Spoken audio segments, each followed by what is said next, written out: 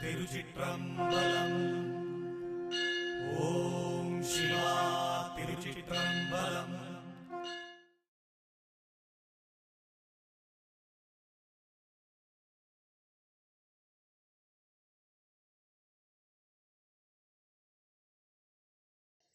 ತಿರುಚಿಟ್ರಂಬಲಂ. ಗುರುವೇ ಶರಣು, ಸದ್ಗುರುವೇ ಶರಣು, ರಾಜಗುರುವೇ ಶರಣು. ಇದೇ ತಿಂಗಳು ಅಂದರೆ ಮೇ 17ನೇ ತಾರೀಕು ಜ್ಯೇಷ್ಠ ಮಾಸ ಅಧಿಕವಾಗಿ ಬರ್ತಾ ಇದೆ. ಅಂದರೆ ಒಂದು ತಿಂಗಳು ಅಧಿಕವಾಗುತ್ತೆ. ಈ ವರ್ಷದಲ್ಲಿ ವರ್ಷಕ್ಕೆ 12 ಮಾಸಗಳಿರುತ್ತೆ, ಆದರೆ ಈ ವರ್ಷ ಮಾತ್ರ 13 ಮಾಸ ಬರುತ್ತೆ. ಈ ಅಧಿಕ ಮಾಸ ಯಾತಕ್ಕೆ ಬರುತ್ತೆ ಮತ್ತು ಇದರ ಪ್ರಾಮುಖ್ಯತೆ ಏನು ಅನ್ನೋದನ್ನ ನೋಡೋಣ. ಈ ಅಧಿಕ ಮಾಸ ಸುಮ್ಮನೆ ಬರುತ್ತಾ, ಯಾವ ಒಂದು ತಿದ್ದುಪಡಿ ಇದನ್ನು ಮಾಡಿದ್ದಾರೆ ಅನ್ನೋದನ್ನು ನಾವು ತಿಳ್ಕೋಬೇಕಾದ್ರೆ ಮೂಲವಾಗಿ ನಾವು ಸೂರ್ಯ ಮತ್ತು ಚಂದ್ರರ ಗತಿಯ ಏನಿದೆ ಅದನ್ನು ಸ್ವಲ್ಪ ನಾವು ತಿಳ್ಕೋಬೇಕು. ಇದರ ಬಗ್ಗೆ ನನಗಿರ್ತಕ್ಕಂಥ ಒಂದು ಜ್ಞಾನ ನಮ್ಮ ಗುರುಗಳು ನನಗೆ ಕರುಣಿಸಿದ್ದಾರೆ. ಆ ಜ್ಞಾನವನ್ನು ನಿಮಗೂ ಸ್ವಲ್ಪ ಹಂಚ್ತಾ ಇದ್ದೀನಿ. ದಯವಿಟ್ಟು ಇದನ್ನು ಗಮನ ಇಟ್ಟು ನೋಡಿ. ಮೊದಲನೇದಾಗಿ ನಾವು ಇದು ಯಾಕೆ ಬರುತ್ತೆ, ಈ ಅಧಿಕ ಮಾಸ ಏನಿದು ತಿದ್ದುಪಡಿ? ಒಂದು ವರ್ಷಕ್ಕೆ 12 ಮಾಸ ಇರಬೇಕು, ಆದರೆ 13 ಮಾಸ ಯಾಕಾಗುತ್ತೆ ಅನ್ನೋದನ್ನು ತಿಳ್ಕೊಳ್ಳೋಣ. ಈ ನಮ್ಮ ಹಿಂದೂ ಕ್ಯಾಲೆಂಡರ್ ಅಥವಾ ಹಿಂದೂ ಪಂಚಾಂಗ ಏನಿದೆ ಅದರ ಪ್ರಕಾರ ನಾವು ಈ ಕಾಲಗತಿಯನ್ನು ನಿರ್ಣಯ ಮಾಡ್ತಕ್ಕಂಥದ್ದು ಇಬ್ಬರ ಚಲನೆಯಿಂದ. ಒಂದು ಸೂರ್ಯ, ಒಂದು ಚಂದ್ರ. ಅಂದರೆ ಸೂರ್ಯ ಪ್ರತಿ ಮಾಸ ಅಂದರೆ ಪ್ರತಿ ತಿಂಗಳು ಅಂತ ಏನು ಹೇಳ್ತೀವಿ, ಅದು ಮಾಸದಲ್ಲಿ ಒಂದು ರಾಶಿಯಿಂದ ಇನ್ನೊಂದು ರಾಶಿಗೆ ಸ್ಥಾನ ಬದಲಾವಣೆ ಮಾಡ್ತಾನೆ. ಚಂದ್ರ ಒಂದು ಮಾಸದಲ್ಲಿ 12 ರಾಶಿಗಳನ್ನು ಸುತ್ತ ಹಾಕ್ತಾನೆ. ಇವರಿಬ್ಬರ ಈ ಚಲನೆಯಲ್ಲಿ ಸ್ವಲ್ಪ ವ್ಯತ್ಯಾಸ ಆಗುತ್ತೆ. ಚಂದ್ರ ಸ್ವಲ್ಪ ಬೇಗ ಹೋಗ್ತಾನೆ, ಸೂರ್ಯ ಸ್ವಲ್ಪ ನಿಧಾನವಾಗಿ. ಅಂದರೆ ಒಂದು ಮಾಸಕ್ಕೆ ಒಂದು ರಾಶಿಯಿಂದ ಇನ್ನೊಂದು ರಾಶಿಗೆ ಸೂರ್ಯ ಚಲಿಸಕ್ಕೆ ತಗೊಳ್ಳತಕ್ಕಂತಹ ದಿನ ಏನಿದೆ ಅದು 30.4 ದಿನ. ಚಂದ್ರ ಆ ಒಂದು ಮಾಸದಲ್ಲಿ 12 ರಾಶಿಗಳನ್ನು ಸುತ್ತಾಕಕ್ಕೆ ತಗೊಳ್ಳತಕ್ಕಂಥ ದಿನ ಏನಿದೆ ಅದು 29.5 ದಿನ. ಅಂದರೆ ಅಲ್ಲಿಗೆ 0.9 ದಿನ, ಒಂದು ಮಾಸಕ್ಕೆ 0.9 ದಿನ ಚಂದ್ರ ವೇಗವಾಗಿದ್ದಾನೆ. ಇದನ್ನು 12 ತಿಂಗಳಿಗೆ ಅಂದರೆ 12 ಮಾಸಕ್ಕೆ ನಾವು ತಗೊಂಡಾಗ ಹೆಚ್ಚು ಕಮ್ಮಿ 10.8 ದಿನ ಮುಂದಕ್ಕೆ ಹೋಗಿರ್ತಾನೆ. ಇದೇ ರೀತಿ ನಾವು 34 ತಿಂಗಳು, 33.5 ಅಥವಾ 34 ತಿಂಗಳುಗಳಿಗೆ ನಾವು ಇದನ್ನು ಲೆಕ್ಕ ತಗೊಂಡಾಗ ಚಂದ್ರ 30 ದಿನ ಮುಂದಕ್ಕೆ ಹೊಟ್ಟೋಗ್ಬಿಟ್ಟಿರ್ತಾನೆ.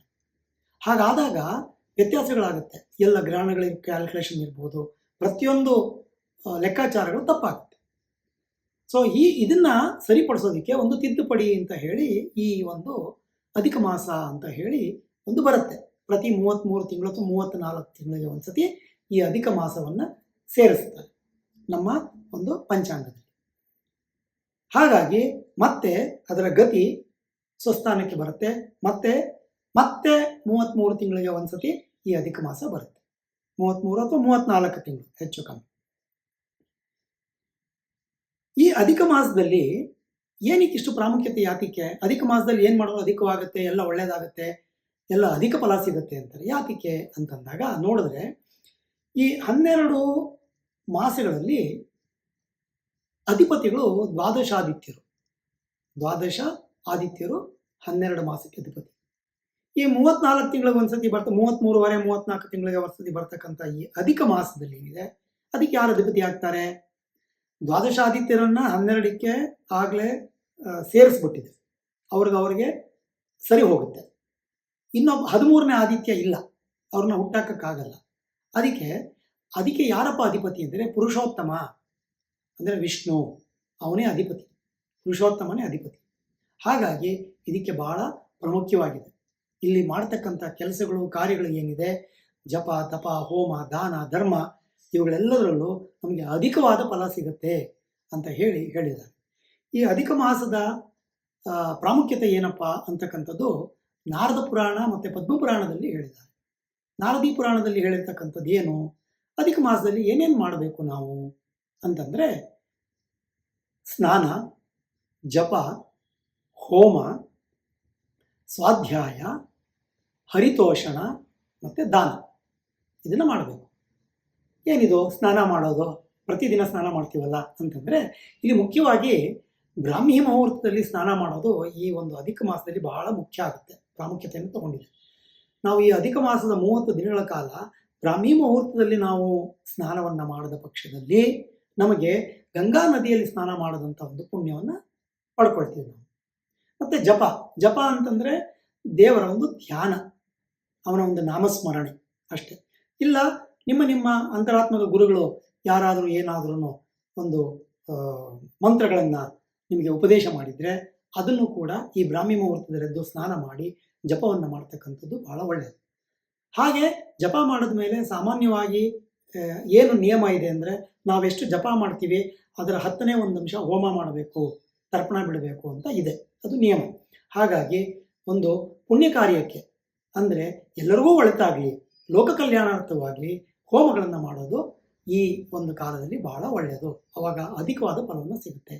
ಇನ್ನು ಸ್ವಾಧ್ಯಾಯನ ನಮ್ಮನ್ನು ನಾವು ಅರಿತುಕೊಳ್ಳೋದು, ನಮ್ಮ ಅಧ್ಯಯನ, ಅಧ್ಯಯನ, ನಮ್ಮನ್ನು ಅಧ್ಯಯನ ಮಾಡಿ ನಮ್ಮಲ್ಲಿರ್ತಕ್ಕಂಥ ಅರಿಷಡ್ ವರ್ಗಗಳನ್ನು ಕಡಿಮೆ ಮಾಡಿಕೊಳ್ಳೋ ನಿಟ್ಟಿನಲ್ಲಿ ನಾವು ಏನೇನು ಒಂದು ವ್ಯವಸ್ಥೆಗಳನ್ನು ಮಾಡ್ಕೋತೀವಿ, ಯಾವ ದಾರಿ ನಡೀತೀವಿ ಅನ್ನೋದು ಬಹಳ ಮುಖ್ಯವಾಗುತ್ತೆ.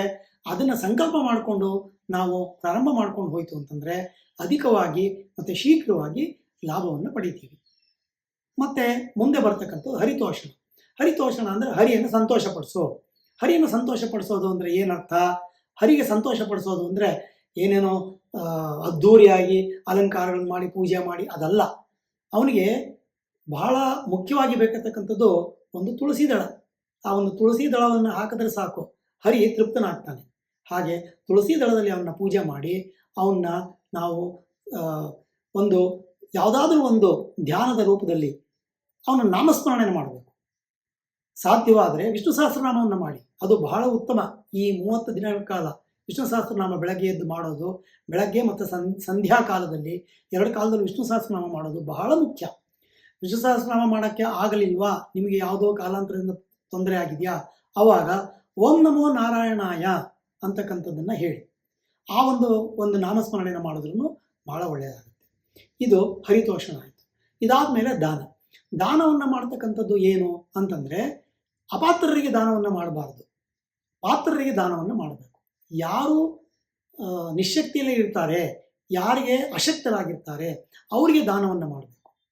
ನಾವು ನಮ್ಮಲ್ಲೇ ಸೇರ್ಕೊಂಡ್ಬಿಟ್ಟು ಒಂದು ಗುಂಪುಗಳನ್ನು ಮಾಡಿಕೊಂಡು ನಾವು ಪಕ್ಕದ ಮನೆಯವ್ರು ನಮಗೆ ದಾನ ಕೊಟ್ಕೊಂಡು ಮಾಡೋದರಲ್ಲಿ ಯಾವುದೇ ಒಂದು ಸಾರ್ಥಕತೆ ಬರೋದಿಲ್ಲ. ಈ ಒಂದು ಮಾಸದ ಸಾರ್ಥಕತೆ ಬರೋದಿಲ್ಲ. ತುಂಬ ಜನ ತಿಳ್ಕೊಂಡಿದ್ದಾರೆ, ಒಂದು ಗುಂಪುಗಳನ್ನು ಮಾಡಿಕೊಂಡು ಅವರವರೇ ದಾನ ಕೊಟ್ಕೊಂಡು ಅವರವರೇ ಒಂದು ಅಧಿಕ ಮಾಸದಲ್ಲಿ ದಾನ ಕೊಟ್ಟೆ ನನಗೆ ಪುಣ್ಯ ಇಮ್ಮಡಿ ಆಗುತ್ತೆ, ಪುಣ್ಯ ಜಾಸ್ತಿ ಬರುತ್ತೆ ಅಂತ ತಿಳ್ಕೊಂಡಿದ್ದಾರೆ. ಅದು ಶುದ್ಧ ತಪ್ಪು. ಅದರಲ್ಲಿ ಯಾವುದೇ ಒಂದು ಸಾರ್ಥಕತೆ ಸಿಗೋದಿಲ್ಲ ನಿಮಗೆ. ಇದ್ದವರಿಗೆ ದಾನ ಕೊಡೋದ್ರಲ್ಲಿ ಏನೂ ಸಾರ್ಥಕತೆ ಇಲ್ಲ. ಇಲ್ಲದವರಿಗೆ ದಾನವನ್ನು ಮಾಡಿ. ಯಾವುದಾದ್ರು ಅನಾಥಾಶ್ರಮಕ್ಕೆ ಹೋಗಿ ಅಲ್ಲಿ ದಾನವನ್ನು ಕೊಡಿ, ವೃದ್ಧಾಶ್ರಮಕ್ಕೆ ಹೋಗಿ ಅಲ್ಲಿ ಸ್ವಲ್ಪ ಹೊತ್ತು ಸಮಯವನ್ನು ಕಳೀರಿ ಅವ್ರ ಜೊತೆ, ಅವ್ರಿಗೆ ಏನಾರು ಒಂದು ದಾನವನ್ನು ಕೊಡಿ, ಏನಾರು ನಿಮ್ಮ ಕೈಲಾದ ಒಂದು ಸೇವೆಯನ್ನು ಮಾಡಿ. ಸೇವೆಯೂ ಕೂಡ ದಾನದ ರೂಪದಲ್ಲಿರುತ್ತೆ. ಸೇವೆ ಬಹಳ ಮುಖ್ಯ. ಸೇವೆ ಮಾಡ್ತಿದ್ರೆ ಹರಿ ಮೆಚ್ಕೋತಾನೆ ಅವ್ರನ್ನ. ಹಾಗಾಗಿ ಈ ಸೇವೆ ಮಾಡೋದು, ಈ ದಾನ ಮಾಡೋದು ಅಂತಕ್ಕಂಥದ್ದೆಲ್ಲನೂ ಇದರಲ್ಲಿ ಈ ಒಂದು ಕಾಲದಲ್ಲಿ, ಈ ಒಂದು ಕಾಲಘಟ್ಟದಲ್ಲಿ ಅಂದರೆ ಈ 30 ದಿನಗಳಲ್ಲಿ ಅಧಿಕ ಮಾಸದಲ್ಲಿ ಮಾಡಿದಾಗ ನಮಗೆ ಅಧಿಕವಾದ ಫಲವನ್ನು ಸಿಗುತ್ತೆ. ಈ ಒಂದು ನಿಟ್ಟಿನಲ್ಲಿ ಎಲ್ಲರೂ ಕೂಡ ಇದು 33 ತಿಂಗಳು ಒಂದ್ಸತಿ ಬರುತ್ತೆ, 33-34 ತಿಂಗಳು ಒಂದ್ಸತಿ ಬರುತ್ತೆ. ಹಾಗಾಗಿ ಇನ್ನು ಮುಂದೆ ನಿಮಗೆ ಸಿಗ್ತಕ್ಕಂಥದ್ದು 2029ರಲ್ಲಿ. ಮೊದಲು ಇದು 2023ರಲ್ಲಿ ಬಂದಿತ್ತು, ಈಗ 2026ರಲ್ಲಿ ಬಂದಿದೆ. ಮುಂದೆ 2029ರಲ್ಲಿ ಬರುತ್ತೆ. 2023ರಲ್ಲಿ ಶ್ರಾವಣ ಮಾಸ ಅಧಿಕ ಮಾಸವಾಗಿತ್ತು, ಈಗ ಜ್ಯೇಷ್ಠ ಮಾಸವಾಗಿದೆ. 2029ರಲ್ಲಿ ಚೈತ್ರ ಮಾಸ ಅಧಿಕ ಮಾಸವಾಗುತ್ತೆ. ಹೀಗೆ ಇದು ಮುಂದಕ್ಕೆ ಹೋಗ್ತಾ ಇರುತ್ತೆ. 2 ತಿಂಗಳ ಹಿಂದಕ್ಕೆ ಮಾಸಗಳು ಬದಲಾವಣೆ ಆಗುತ್ತೆ. ಆ 33 ತಿಂಗಳಿಗೆ ಒಂದ್ಸತಿ ಈ ಚಕ್ರ ಬದಲಾವಣೆ ಆಗುತ್ತೆ, 1 ತಿಂಗಳು ಸೇರ್ಕೊಳ್ಳುತ್ತೆ. ಅದಕ್ಕೆ ಇದು ತಿದ್ದುಪಡಿ ಅಷ್ಟೇ. ಕ್ಯಾಲೆಂಡರ್ಗೆ ಇರ್ತಕ್ಕಂಥ ಒಂದು ಪಂಚಾಂಗಕ್ಕೆ ಇರ್ತಕ್ಕಂಥ ಕಾಲಗತಿಗೆ ಇರ್ತಕ್ಕಂಥ ತಿದ್ದುಪಡಿ. ಸೊ ಈ ಒಂದು ನಿಟ್ಟಿನಲ್ಲಿ ಎಲ್ಲರೂ ನಿಮ್ಮ ಮನೆ ದೇವರುಗಳನ್ನ ನೆನೆಸ್ಕೊಳ್ಳಿ, ಗುರುಗಳನ್ನ ನೆನೆಸ್ಕೊಳ್ಳಿ, ನಿಮ್ಮ ಅಂತರ್ಗತ ಗುರುಗಳನ್ನು ನೆನೆಸ್ಕೊಳ್ಳಿ. ಬೆಳಗ್ಗೆ ಬ್ರಾಹ್ಮಿ ಮುಹೂರ್ತದಲ್ಲೆದ್ದು ಸ್ನಾನ ಮಾಡಿ ಜಪತಪಾದಿಗಳನ್ನು ಮಾಡಿ, ಸಾಧ್ಯವಾದರೆ ನಿಮ್ಮ ಕೈಲಾದ ಸಹಾಯ ಯಾರಿಗೆ ಅವಶ್ಯಕತೆ ಇದೆ ಅವರಿಗೆ ಸಹಾಯವನ್ನು ಮಾಡಿ, ಗುರುಧ್ಯಾನವನ್ನು ಮಾಡಿ ಅಂತ ಹೇಳ್ತಾ ನಾನು ಈ ಒಂದು ಅಧಿಕ ಮಾಸದ ಅರ್ಥ ಮತ್ತು ಮಹತ್ವ, ಯಾತಿಕ್ಕಿದು ಅಧಿಕ ಮಾಸ ಅನ್ನೋದು ಬಂದಿದೆ ಅಂತಕ್ಕಂಥದ್ದನ್ನು ನಮ್ಮ ಗುರುಗಳು ಕೊಟ್ಟಂಥ ಜ್ಞಾನದ ಮುಖಾಂತರ ಆ ಒಂದು ಸಹಾಯದಿಂದ ಇವತ್ತು ನಿಮ್ಮ ಮುಂದೆ ಹೇಳ್ತಿದ್ದೀನಿ. ಗುರುವೇ ಶರಣು. ತಿರುಚಿಟ್ರಂಬಲಂ. ಓಂ ನಮಃ ಶಿವಾಯ. ಓಂ ನಮಃ ಶಿವಾಯ. ಓಂ ನಮಃ ಶಿವಾಯ. ಸರ್ವೇ ಜನೋ ಸುಖಿನೋ ಭವಂತು. ಸಮಸ್ತ ಸನ್ಮಂಗಳಾನಿ ಭವಂತು.